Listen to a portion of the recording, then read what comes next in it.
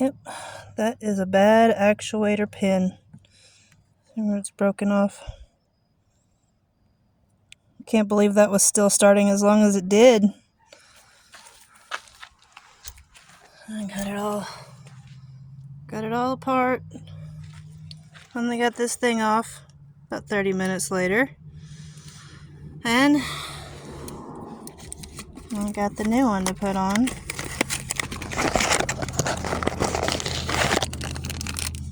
So you can see the difference here